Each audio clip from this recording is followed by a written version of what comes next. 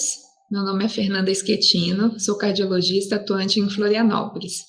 Gostaria de agradecer à Comissão do Congresso pela oportunidade de vir falar sobre esse importante tema da nossa prática clínica, que são as síndromes coronarianas agudas com coronárias normais.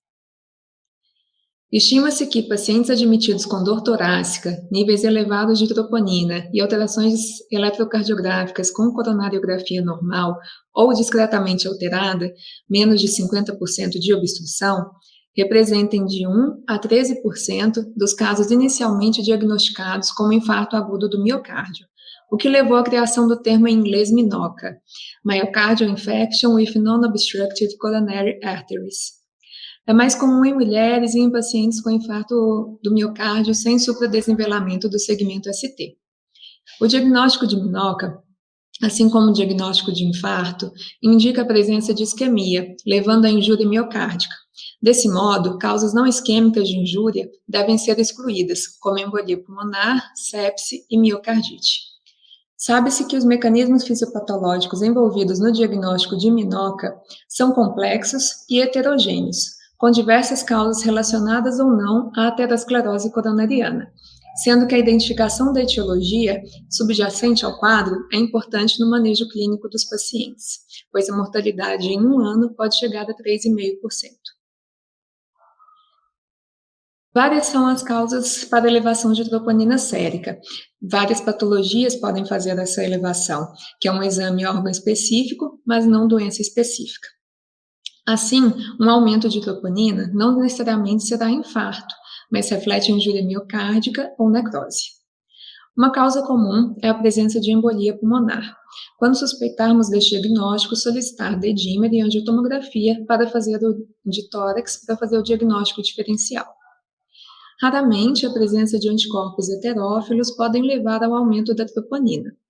Devemos lembrar que a presença de obstrução coronariana não exclui causas não cardíacas de elevação da troponina.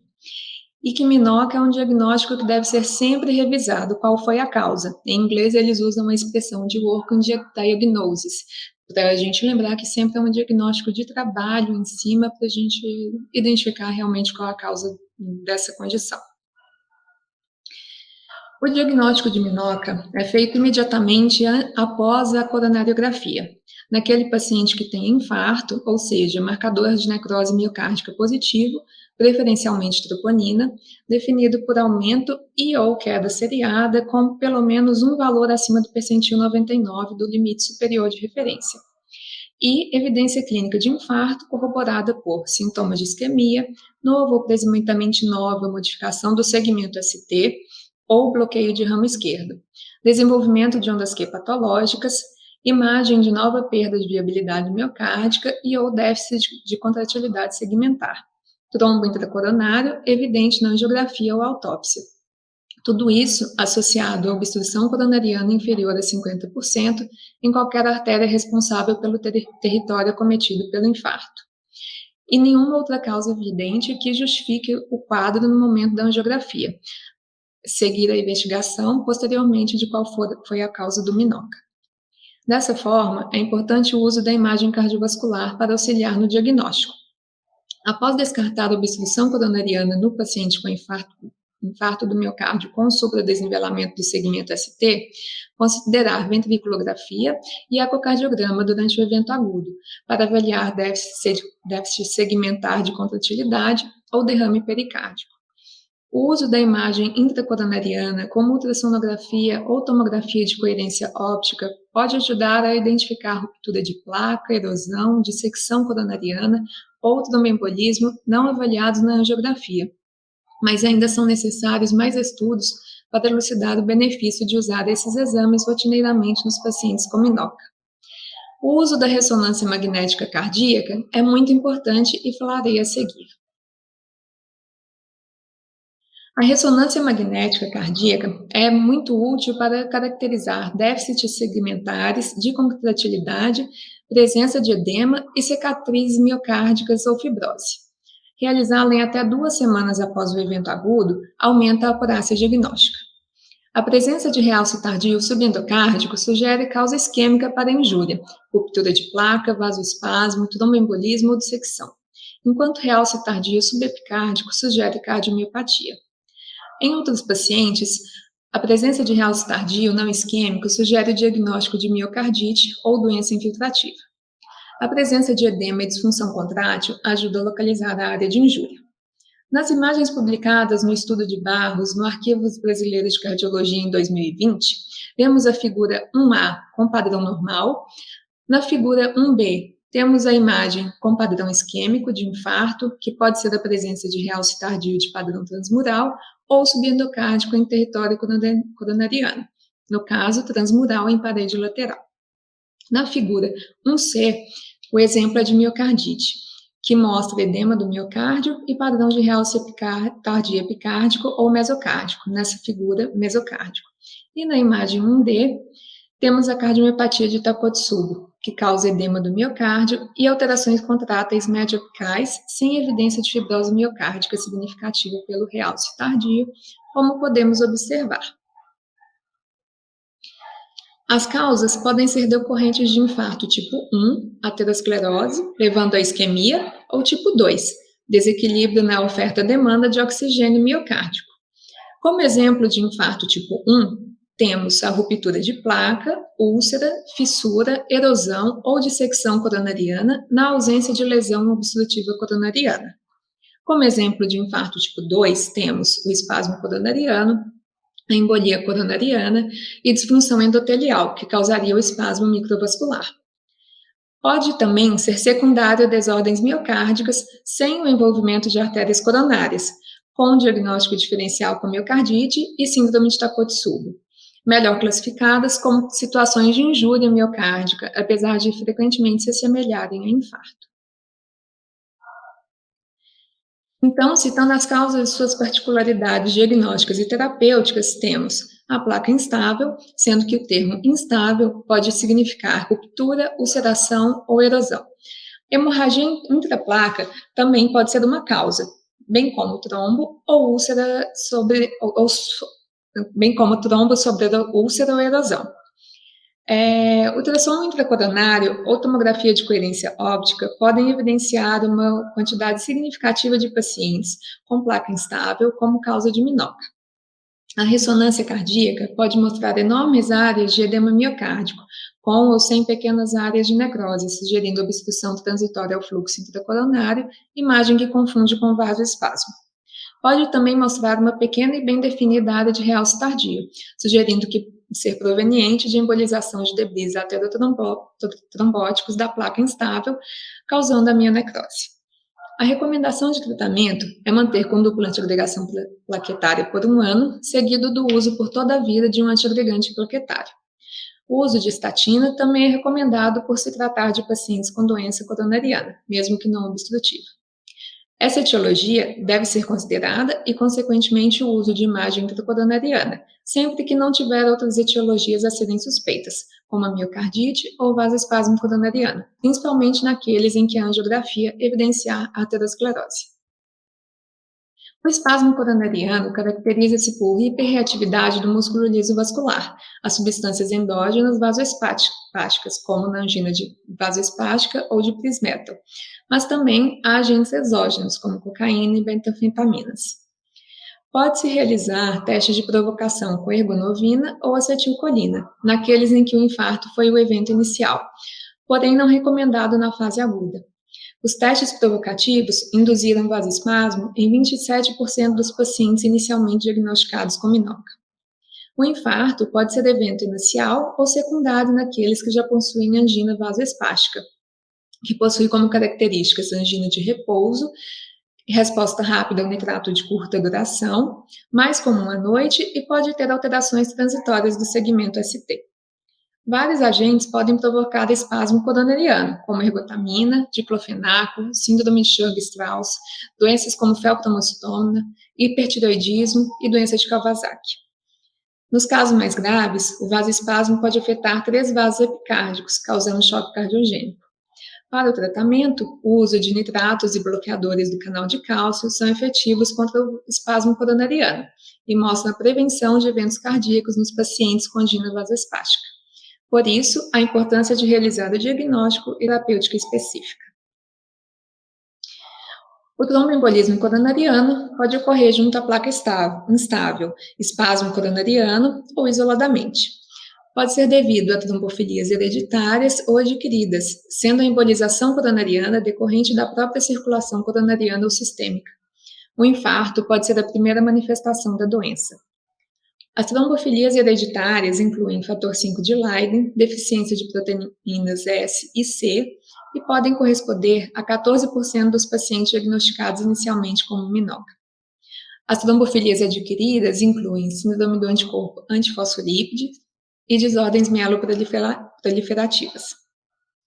A fibrilação atrial e a cardiopatia valvar também podem gerar a embolia coronariana.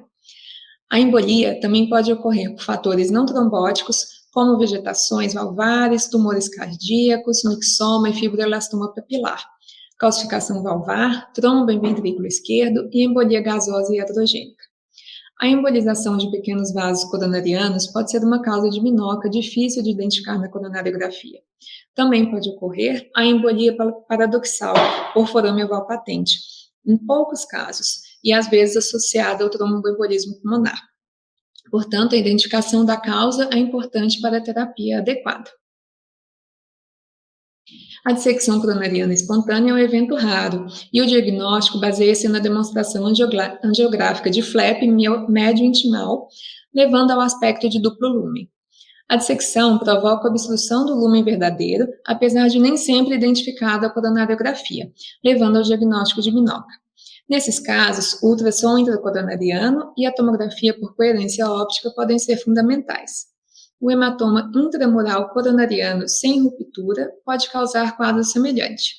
A dissecção coronariana é uma condição mais comum em mulheres e pode relacionar-se com displasia fibromuscular, doenças do tecido conjuntivo, mudanças na camada íntima e média endoteliais devido a hormônios, gravidez e parto. Muitas vezes não tem associação à doença aterosclerótica, não sendo necessária a terapia com estatina. A abordagem de manejo conservadora é defendida, porque a intervenção coronariana e o implante de stent tendem a causar propagação da dissecção. Como tratamento, usar AS em monoterapia por no mínimo 1 ano após a síndrome coronariana aguda. O clopidogrel deve ser reservado como exceção em pacientes mais graves ou naqueles que colocaram stent. Os beta-bloqueadores são drogas de escolha com a melhor evidência de reduzir a recorrência da dissecção. E não há evidências que mostrem que o uso de nitrato funcione, mas na prática é muito usado para alívio da dor precordial. A cardiopatia de Takotsubo é caracterizada pela disfunção ventricular esquerda, sistólica, irreversível e transitória, que simula a síndrome coronariana aguda. Lembrar que não é uma causa de síndrome coronariana aguda, mas frequentemente confundida e por isso entra no diagnóstico diferencial com minoca. Ocorre após estresse físico ou emocional em mulheres na pós-menopausa, correspondente a 90% dos pacientes acometidos. Corresponde a 1 a 2% dos pacientes que apresentam elevação do segmento ST no eletro, nas derivações laterais e precordiais, sendo que 44% dos pacientes com Takotsubo mostram supradesnivelamento do segmento ST. Menos de 10% dos pacientes com Takotsubo apresentaram infradesnivelamento do segmento ST e após 12 a 24 horas, ondas T profundas e simétricas com intervalo QT corrigido prolongado. As complicações cardiovasculares ocorrem em aproximadamente metade dos pacientes, como choque cardiogênico, ruptura do ventrículo esquerdo e arritmias malignas. Podem estar presentes elevações modestas e transitórias de troponina, em mais de 95% dos casos, em contraste com um grande acometimento do eletrocardiograma e disfunção ventricular. Na maioria dos casos, são angiograficamente normais, e nos que possuem doença arterial coronariana, 15% desses pacientes, a mesma não é suficiente para explicar o déficit contrátil. Na suspeita desse diagnóstico, realizar ventriculografia esquerda. Caracteristicamente, nos exames de imagem, pode apresentar acinesia ou hipocinesia em circunferência, envolvendo mais de um território coronariano, acometendo segmentos médios, com ou sem o envolvimento dos segmentos apicais do ventrículo esquerdo. Ocorre a hipercontratilidade compensatória dos segmentos basais. A ressonância magnética cardíaca mostra edema miocárdico na fase aguda, sem realce tardio. O retorno da função contrátil do ventrículo esquerdo pode variar de horas a semanas. 10 a 15% dos pacientes podem ficar com disfunção diastólica, baixa reserva miocárdica ao exercício e distúrbios do ritmo. Em caso de não retornar do déficit contrátil, realizar a ressonância magnética cardíaca para avaliar a presença de realce tardio, a fim de excluir infarto com recanalização espontânea. Fazer diagnóstico diferencial com miocardite e felcromocitoma. E o tratamento empírico sugere evitar agentes simpático-miméticos, fazer uso de beta-bloqueadores cardioseletivos nos pacientes que tenham obstrução da via de saída do ventrículo esquerdo, inibidor da ECA naqueles com disfunção do ventrículo esquerdo permanente, suporte hemodinâmicos naqueles com choque cardiogênico e considerar curto uso de anticoagulantes, visto o estado protrombótico inicial. A miocardite pode apresentar-se de várias formas, incluindo manifestações semelhantes à síndrome coronariana aguda, com ou sem disfunção do ventrículo esquerdo e sem obstrução coronariana. Como nesses casos a apresentação clínica não é clássica, o diagnóstico de minoca vai ser feito até a investigação adicional mandatória. Pode corresponder a até 33% dos pacientes diagnosticados inicialmente como minoca. É mais comum por infecção viral e o padrão ouro é a detecção pela biópsia endomiocárdica com reação de PCR para o DNA e RNA viral. Outras causas incluem doenças autoimunes, como lúpus, doenças endócrinas, drogas e toxinas. A ressonância magnética cardíaca é o melhor exame não invasivo, porém detectou apenas 79% dos casos confirmados com biópsia em estudos. A resolução ocorre em 2 a 4 semanas em metade dos pacientes. Porém, 12 a 25% podem ter insuficiência cardíaca aguda ou progredir para a necessidade de transplante. Esses pacientes vão precisar de suporte hemodinâmico e não precisam de terapia anti-isquêmica, como nos demais diagnosticados como minoca. A miocardite de células gigantes tem pior prognóstico. A exclusão de infecção pela biópsia autoriza o tratamento com imunossupressão, que é também ideal para outras formas de doenças, como autoimunes, sarcoidose, miocardite eosinofílica e formas linfocíticas. Por isso, volto a reforçar como é importante fazer o diagnóstico diferencial correto nos casos de minoca para o tratamento e seguimento eficaz. Em relação ao prognóstico e acompanhamento, sabe-se que pacientes com doença arterial coronariana não obstrutiva tendem a receber menos prescrições, visando prevenção secundária no momento da alta hospitalar, apesar de a prevenção secundária ser indicada em todos os pacientes. Essa conduta não é adequada, uma vez que estudos têm mostrado que o grau de morte e reinfarto ocorre por volta de 2 a 7,7% após infarto sem DAC, sem doença arterial coronariana obstrutiva. Por outro lado, cardiologistas clínicos eventualmente tratam os pacientes com todo o arsenal terapêutico para a prevenção secundária, mas o tratamento direcionado para a aterosclerose pode ser inapropriado. A ressonância magnética cardíaca no contexto de dor torácica aguda, elevação dos níveis de troponina e coronariografia normal é um importante instrumento que pode impactar o prognóstico de um número significativo de pacientes sem incremento no risco do procedimento. Nos casos em que a ressonância não evidenciar alterações, pensar em micronecroses.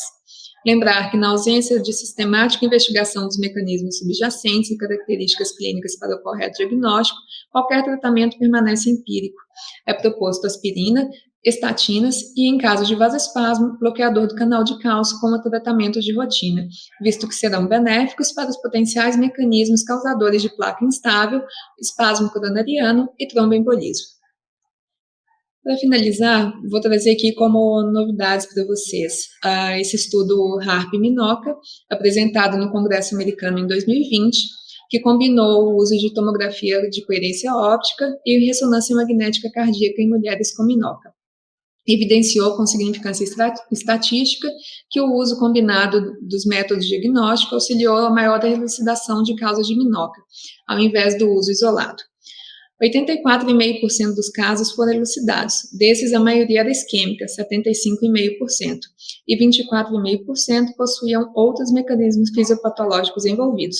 Concluíram que buscar o mecanismo fisiopatológico por trás da minoca é importante para guiar a terapêutica correta.